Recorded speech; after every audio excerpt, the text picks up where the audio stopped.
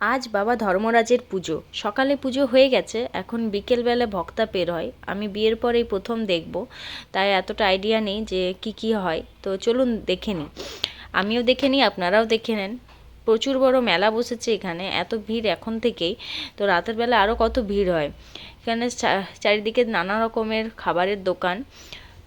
বেটু ওই বেলুনগুলো দেখে বলছে ইয়ে করছে, খুব ও আনন্দ পাচ্ছে। আর টায়রাগুলো দেখে নিয়ে বলছে এটা নেবো ওটা নেবো। ওর বাবা একটার পর একটা পরিয়েই যাচ্ছে, ওর কিছুতেই পছন্দ হচ্ছে না। আবার পছন্দ হচ্ছে তো মনে হচ্ছে ও সবই নিয়ে নেবে।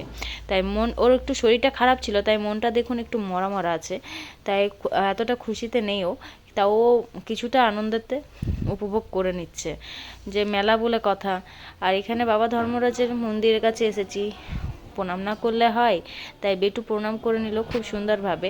আমরা সবাই প্রণাম করে নিলাম। খুব জাগ্রত বাবা ধর্মরাজের পুজোটা।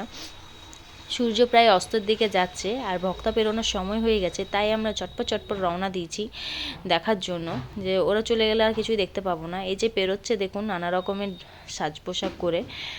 এখানে তো আমি জানি না এগুলো কি কি সেজেছে, আমিও দেখে গেলাম। আর চারিদিকে না প্রচুর ভিড়, প্রচুর, এতটাই ভিড় যে বলার নেই। আর এত ধুলো উঠছিল, এত গরম, গরমের মধ্যে দিয়ে তাও দেখতে এসেছে লোকে, ওটাই অনেক। এখানে বেটু তো অবস্থা খারাপ, বেটু তাও বেটু ডান্স করেই যাচ্ছে। ওকে বারণ করার সত্ত্বেও ও শুনছে না। এই যে এদের ডান্স দেখে দেখুন কিভাবে কাটাফুড়া বলে না, ওই কাটাফুড়াগুলো দেখুন কিভাবে নিয়েছে, জিভের মধ্যে, হাতের মধ্যে, পিঠের মধ্যে কিভাবে ফুড়েছে। ভক্তগুলো বের হচ্ছে আর সবাই আঁচল পেতে আছে, আঁচলের মধ্যে ফুল দিচ্ছে। যারা উপোস করে, পুজো করে, তারা এই ফুল জল খেয়ে তাদের উপোস ভঙ্গ হয়। দেখুন কিভাবে জিভের মধ্যে নিয়েছে।